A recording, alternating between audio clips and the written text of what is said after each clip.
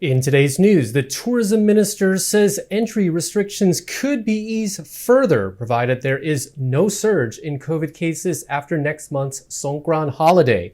More on this and other stories coming up in this program.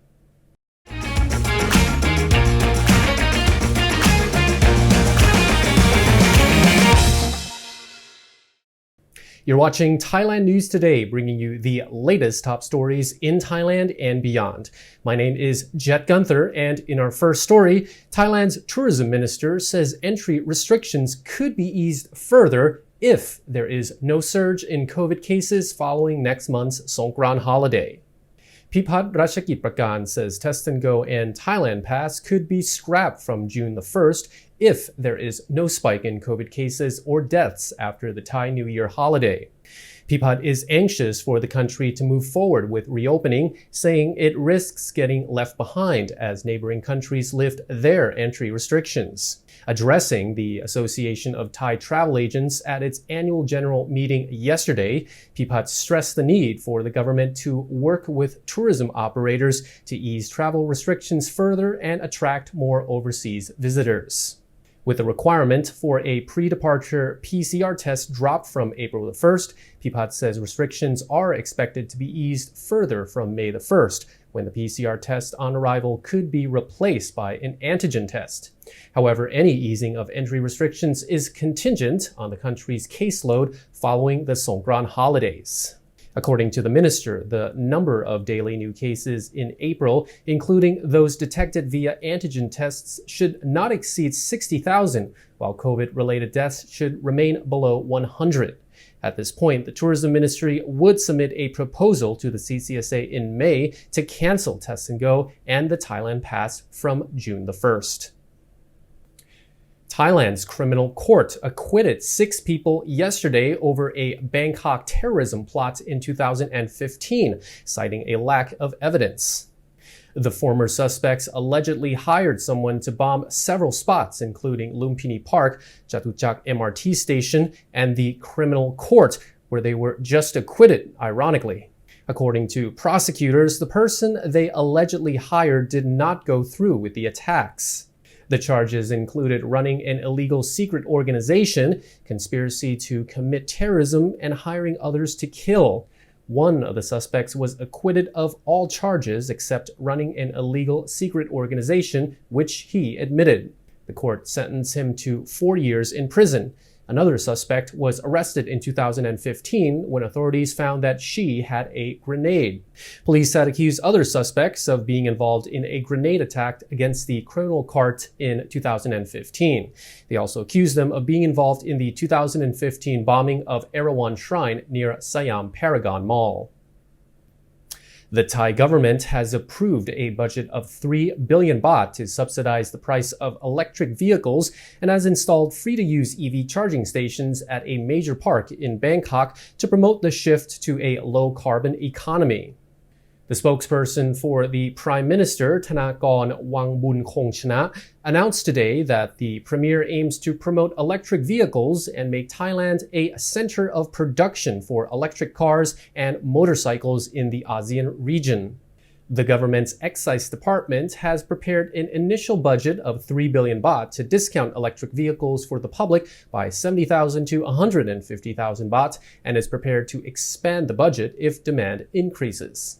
2 car makers, Great Wall Motor and MG Camp, have agreed to participate in the project and have a total of 2,000 EVs for sale at a price approved by the excise department.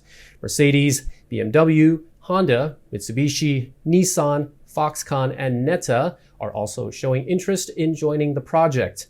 Prime Minister Prayut is confident that excise tax reductions will increase investment in electric vehicles. Surveys conducted by a team appointed by Prayut found that a large number of people are interested in automotive innovations, especially for electric vehicles. Meanwhile, the Bangkok Metropolitan Administration and the Metropolitan Electricity Authority have set up 2 free-to-use EV charging stations in Benjakiti Park in Bangkok.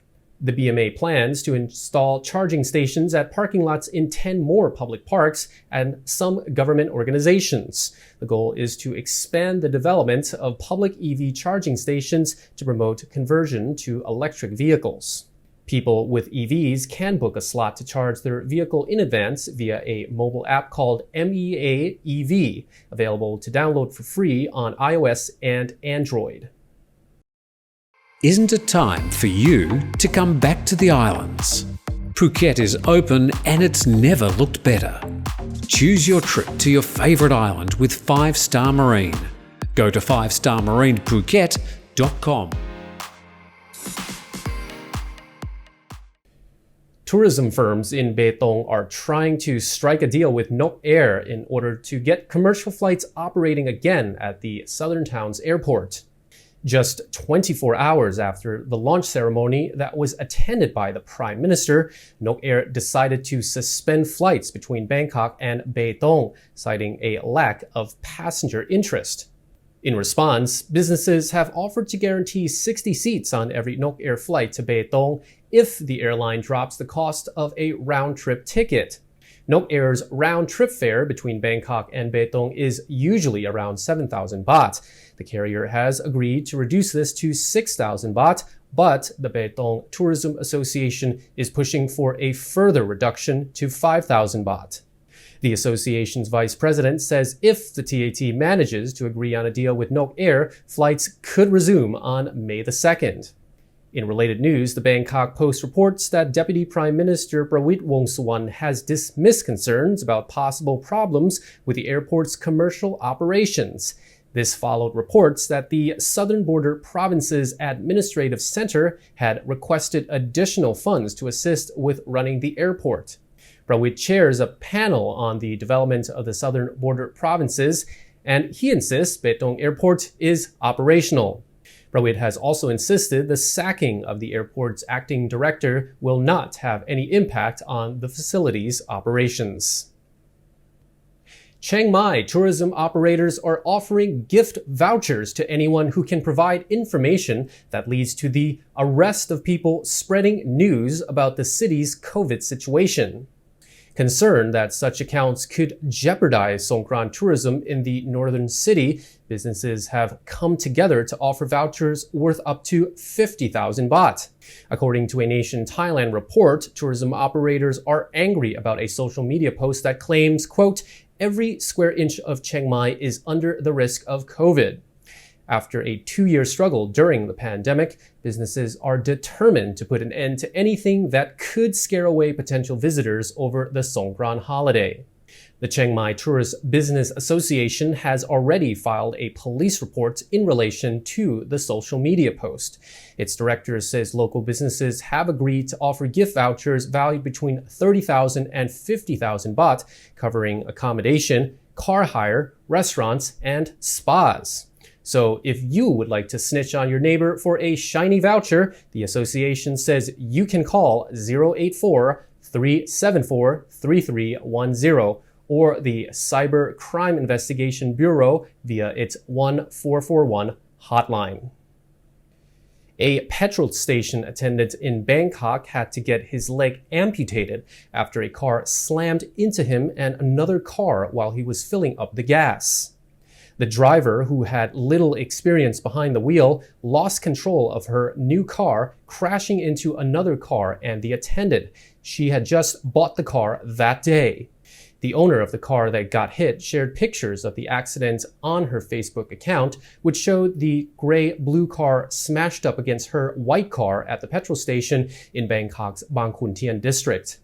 A large stain of blood was on the ground. She wrote, quote, "Parking to fill up the gas. Where did this car come from? Absolutely unlucky. I feel sorry for the staff member who lost his leg." Meanwhile, the petrol station owner told Thai media that the petrol station attendant is from a neighboring country and has been working at the station for over 10 years. The owner promised other job positions for the attendant after he recovers. And that's all for our report. Thailand News Today will be back on Monday. Meanwhile, enjoy your weekend while you're up to date on the Thaiger.